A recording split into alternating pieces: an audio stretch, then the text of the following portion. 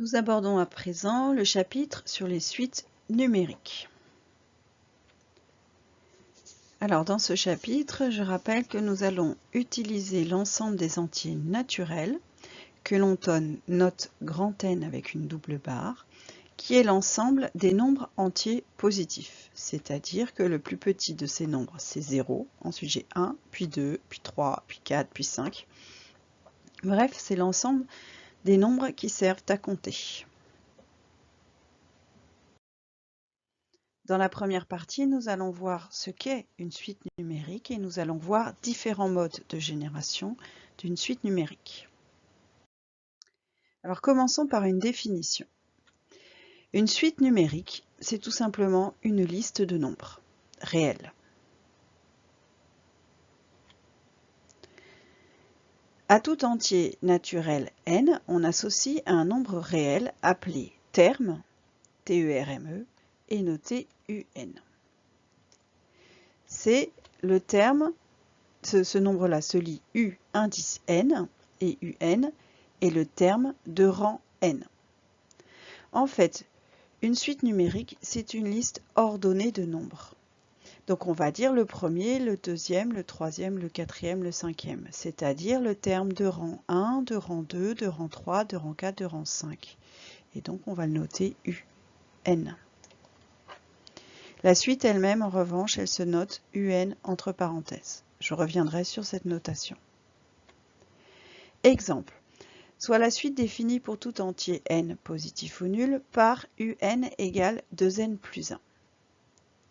Donc comment ça se passe? Si je veux calculer quand n vaut 0, je remplace n par 0.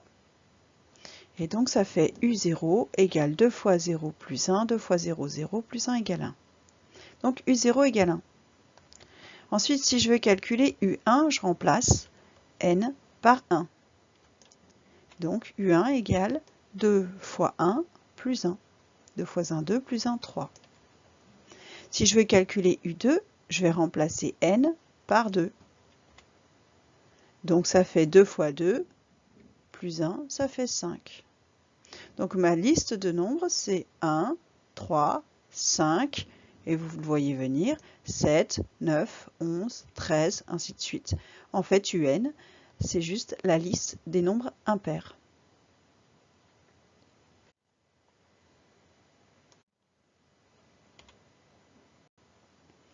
U0 est le premier terme de la suite. En effet, U0, 0 c'est le premier nombre puisqu'on commence à n supérieur ou égal à 0. Donc comme 0 est le premier nombre, U0 est le premier terme de la suite. Si ma suite avait été définie pour tout n supérieur ou égal à 5 pour une raison particulière, dans ces cas-là, le premier terme serait U5.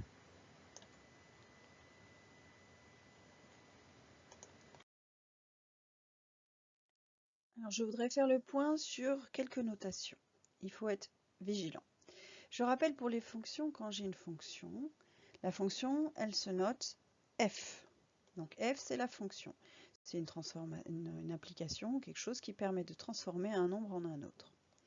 Et f de x, c'est un nombre. En revanche, f de x, c'est l'image du réel x par la fonction f. Donc si je parle des images ou des nombres, c'est f de x. Si je parle de la fonction, c'est f. Pour les suites, c'est semblable. La suite, ça s'appelle UN. La suite, c'est ma liste ordonnée de nombres. Mais si je veux parler d'un nombre particulier de la suite, ce nombre, je vais le noter UN sans les parenthèses. UN, c'est un nombre. C'est le terme de rang n de la suite. En gros, UN, c'est l'image. Enfin, si je notais comme les fonctions, ce serait U parenthèse n.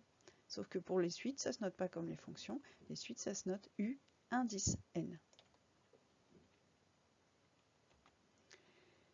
Par exemple, si j'écris U5 égale 11, 5, c'est le rang du terme, donc c'est le terme de rang 5, et 11, c'est la valeur de U5, c'est-à-dire la valeur du terme de rang 5.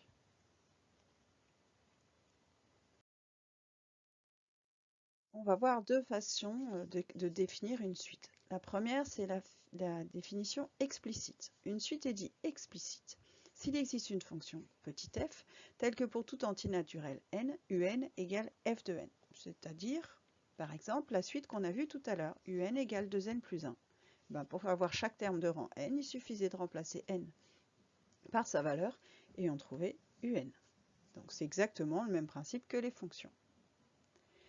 Je peux avoir aussi une autre suite comme celle-ci, un qui est définie pour n supérieur ou égal à 0 par un égale moins 1 puissance n, c'est-à-dire que quand n vaut 0, u0 égale 1, quand n vaut 1, u1 égale moins 1, u2 égale 1, u3 égale moins 1, u4 égale 1, u5 égale moins 1.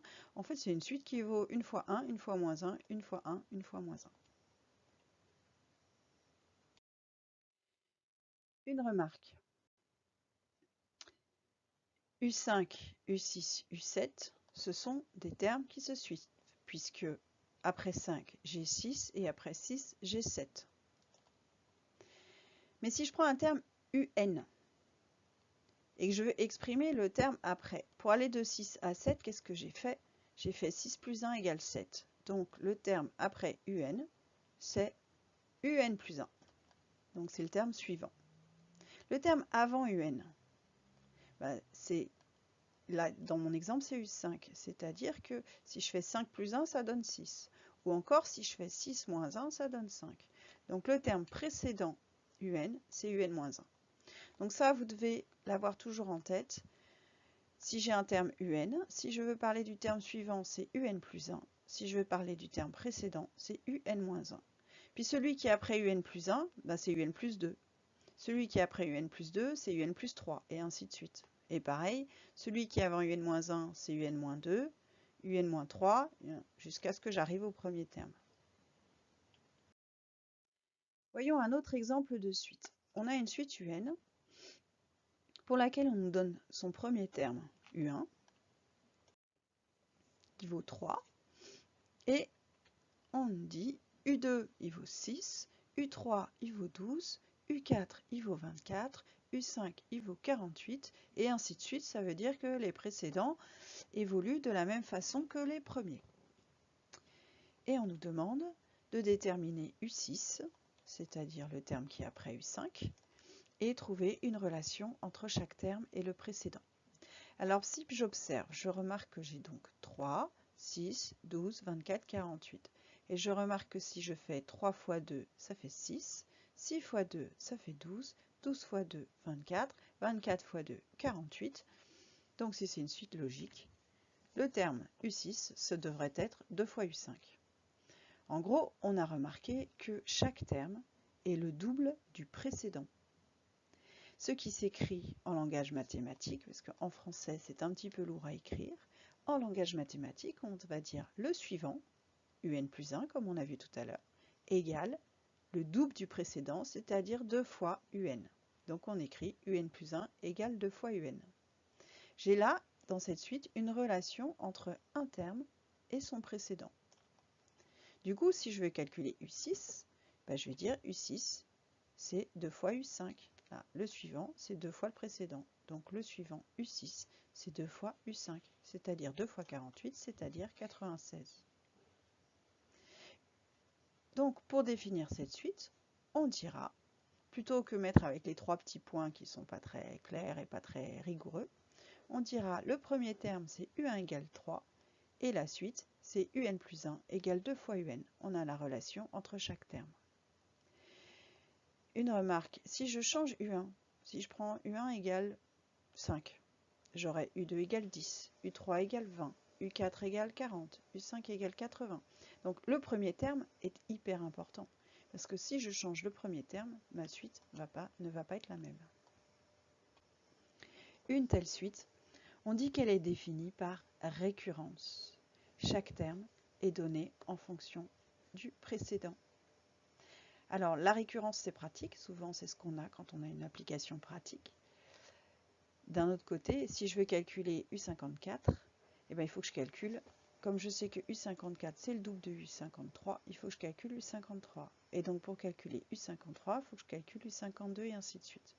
Donc le problème de la récurrence, c'est que c'est pratique pour calculer les premiers termes, mais ce n'est pas pratique pour déterminer un terme qui est plus loin.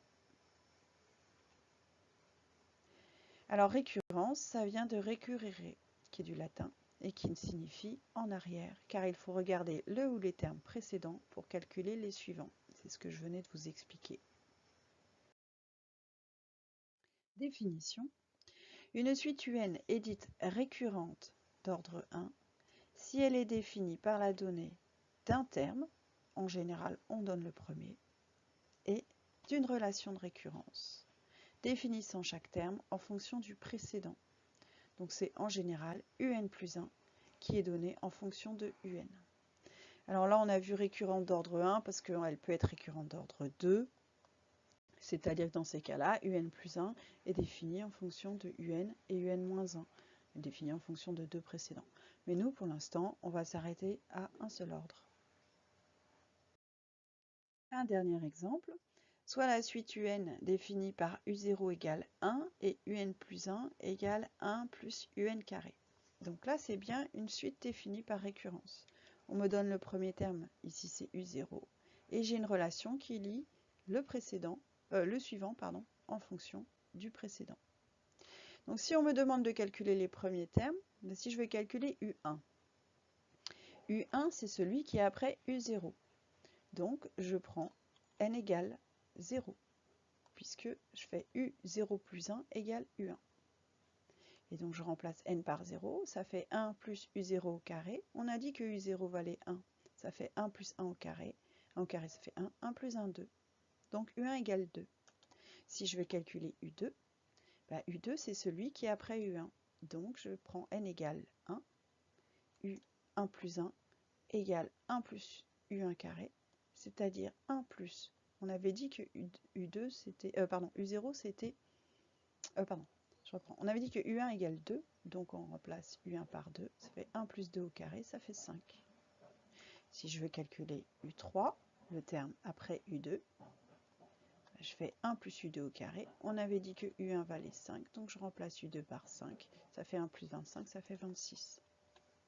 Bon, bien sûr, vous aurez remarqué que si vous vous trompez dans le calcul de U1, ce seront tous les suivants qui seront faux.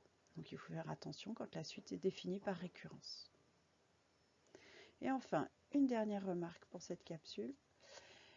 Il y a d'autres façons de générer une suite. On en a vu deux principales, la forme explicite et la forme par récurrence.